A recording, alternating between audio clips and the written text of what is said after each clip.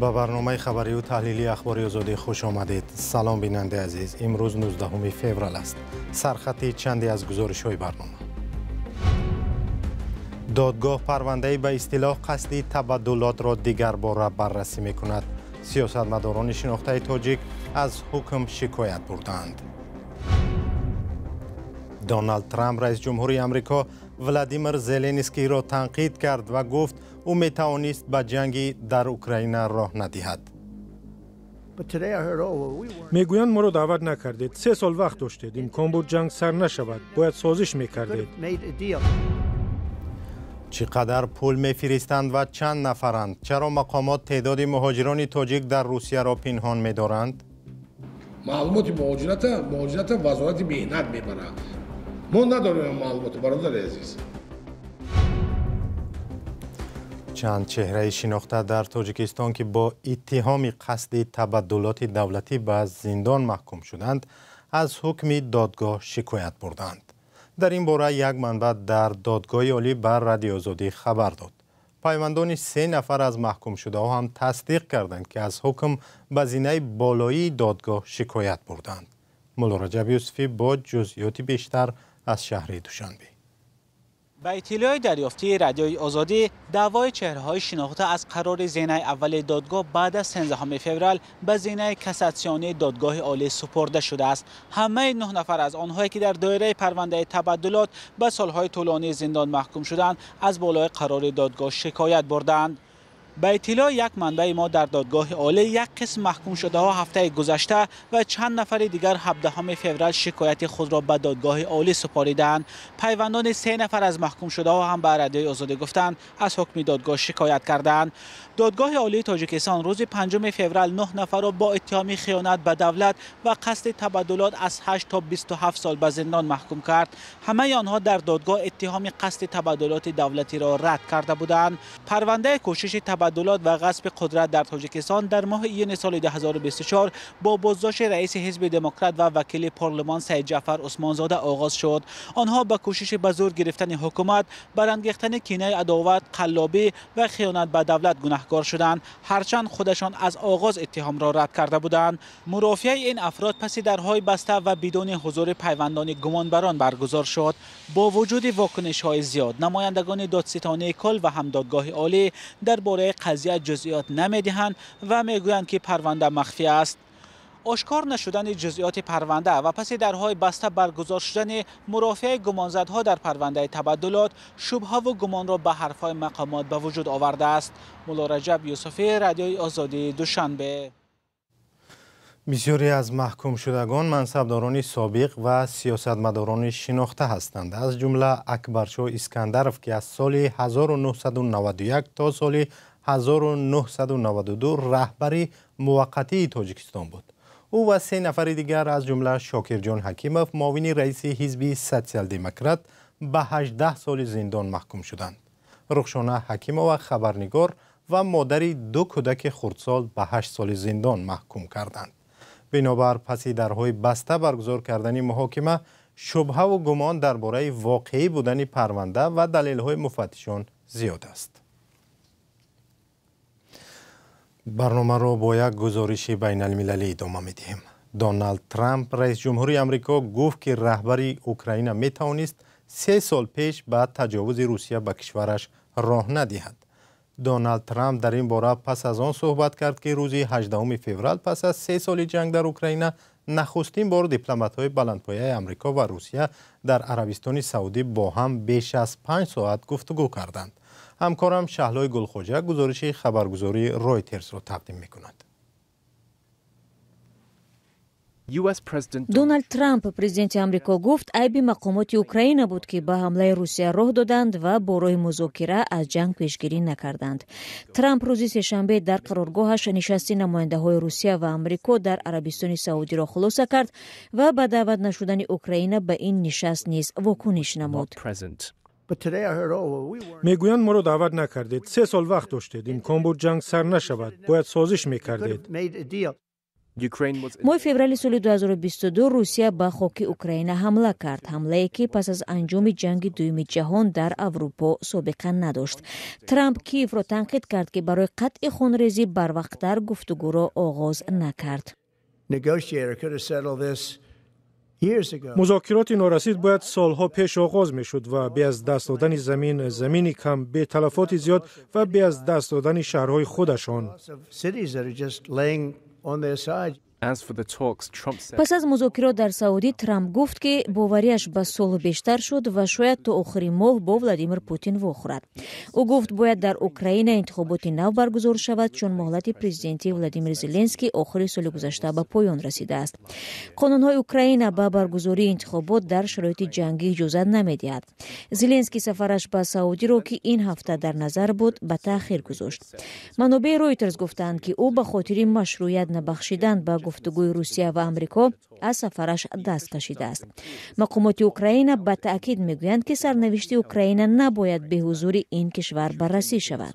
در نشست عربستان سعودی، روسیه طلب‌های سخت‌تر پیش گذاشته گفته است که ناتو باید از وعده سال 2008 در مورد پذیرفتن اوکراین به این سازمان نظامی دست کشد و نباید در خاک اوکراین سربازان ناتو حضور پیدا کنند. رهبران اروپا و اوکراین نگرانند که ترامپ و پوتین به سازشی میرسند که به فایده روسیه خواهد بود. رهبران کشورهای اروپایی ترامپ را تنقید کردند که پیش از مذاکرات با روسیه گذشت کرد و پیوستن اوکراین به ناتو را رد نموده، پس گردانیدن زمین‌های از دست رفته این کشور را غیر واقعی خواند. مارک روبیو وزیر کارهای خارجه آمریکا گفت که در بخشای از گفتگوی صلح در اوکراین شریکان اروپایی نیز جلب می‌شوند و یک جای قرار قبول خواهند کرد.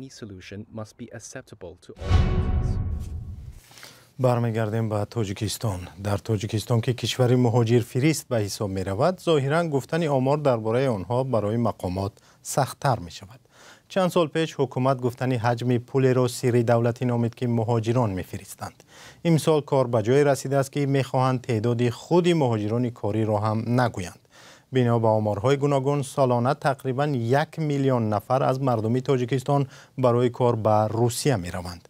گزارش همکاران ما در دوشنبه ارشاد سلیمانی و امیر سویف در همین باره. مقامات تاجیکستان گفتند بعد از مخفی اعلان شدن پولشان، شماره خودی مهاجران نیز به معلومات مخفی تبدیل یافته است. این در حالی است که تعداد مهاجران همه ساله اعلان میشد. مبلغ ایشون مهاجران شماره کیرا مهاجران گرفتی چیدا داخل کیستان مهاجران. وزیر مهنت و مهاجرت نیز برخلاف گذشته آمار مهاجران را پیشنهاد نکرد. صالحه خال محمدزاده روز 11 فوریه گفت که به دلیل نامطابقتی آمار با روسیه آن را اعلان نمی کنند. از رئیس آژانسی آمار پرسیده شد که آیا این استقلال دولت را زیر سوال نمیگذارد که مقاماتش نمیتواند مستقلانه آمار خود را پیشنهاد کند؟ معلومات مهاجرت وزارت مهنت میبره. ما یکم وزارت اینا چیکار نیست واگذار که ما اگر پیشنهاد کنند طور فوری ما پیشنهاد میکنیم، آغاز اعلام میکنیم. ما نداریم معلومات برادر عزیز. از سال 2017 به این سو بانک ملی تاجیکستان از اعلان پول مهاجران خودداری میکند. این تصمیم زمانی گرفته شد که رسانه‌های روسیه نوشتند که مهاجران در 10 سال 19 میلیارد دلار به تاجیکستان وارد کردند. انور بابازاده مدیر طرح مهاجرت در اکادمی ملی علم‌ها ماه نوامبر سال گذشته گفت مهاجران در سال 2022 به تاجیکستان زیاده از 5 میلیارد و 220 میلیون دلار فرستادند. این پول با 49.2% مجموع محصولات داخلی برابر بوده است. شهرت لطیف کارشناس مسائل مهاجرت میگوید مخفی کردن آمار مربوط به مهاجران پیامد منفی دارد. هر یک مبلغگذار اولین درجه اقتصادیات کشور را می‌آموزد. مبلغ‌های انتقالی این برای رشد اقتصاد کشور روانه شده است. تشکیلاتی که مبلغگذار است پیش از آن که یگان مبلغگذاری کند او باید که داند. شماری مهاجران تاجیک در روسیه زمانی در سرخط رسانه‌ها جای گرفت که ماه اکتبر سال 2022 ولادیمیر پوتین در نشست سران کشورها در آستانه قزاقستان آن را بیش از 2 میلیون نفر گفت. اما امام علی رحمان با این آمار راضی نشد و گفت که از این تعداد تنها 600,000 برای کار رفتند و دیگران مهاجر نیستند.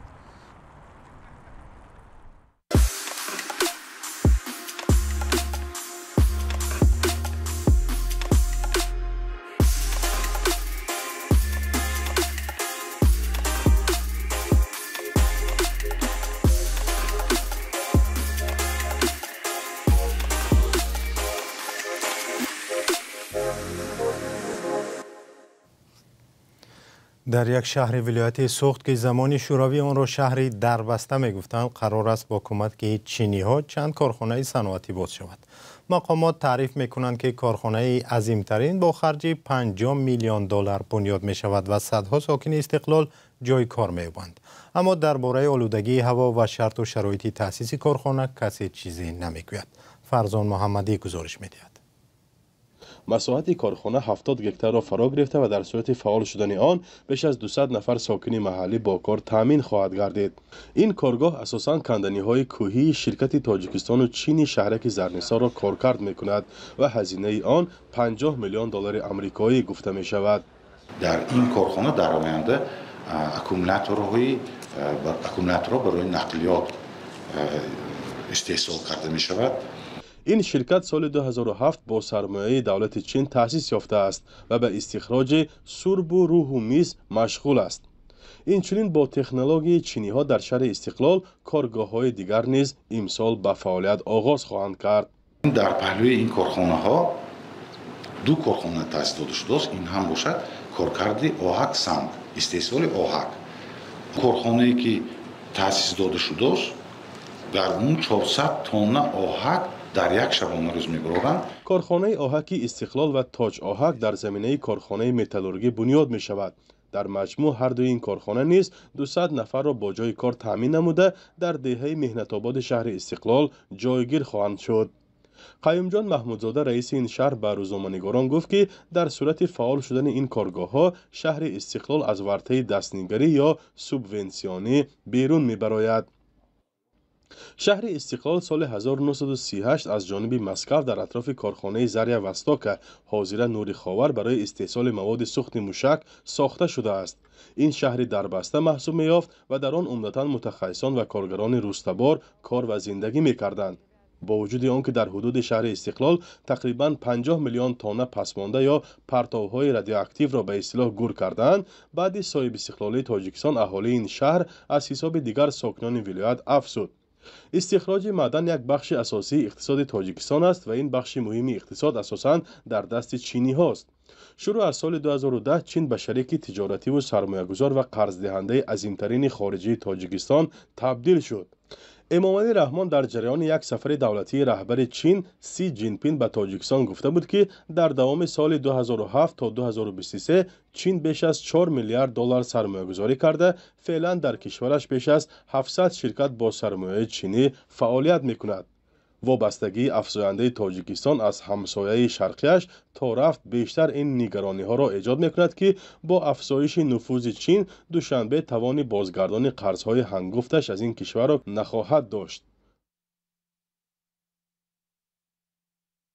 یک خبر: اتحادیه اروپا در آستانه سیومین سالگرد حمله روسیه به اوکراین علیه مسکو تحریم‌های نو جاری می‌کند. سفیران اتحادیه اروپا روز 19 فوریه بسته 16 تحریم‌ها را موافقه کردند که از 24 فوریه به اجرا می‌درآیند. تحریم‌های نو اتحادیه اروپا مرحله به مرحله منع خرید آلومینی از روسیه را پیش بینی می‌کند. همچنین محدودیت‌ها برای صادرات نفت از روسیه سخت‌تر خواهد شد. تحریم ها 73 کشتی نفتکش را نیز هدف قرار می‌دهند که تخمین می‌رود روسیه برای دور زدن محدودیت‌ها از آنها استفاده می‌برد. همچنین 13 بانک از جمله نظام انتقالی زلاتای کرانا در روی خط سیاه قرار گرفته است. از زمان آغاز حمله بی‌دلیل روسیه به اوکراین در ماه فوریه سال 2022 اتحادیه اروپا علیه مسکو تحریم‌های سنگینی جاری کرده است. سپاس که اخبار آزادی را تماشا کردید. خبر و گزارش‌های نو در سامانه آزادی.org و صفحه‌های رادیو آزادی در یوتیوب، تیک تاک، تلگرام و اینستاگرام، ایکس و ادنکلاسنیکی نشر می‌شوند. تا برنامه‌های دیگر، خدا نگهدار.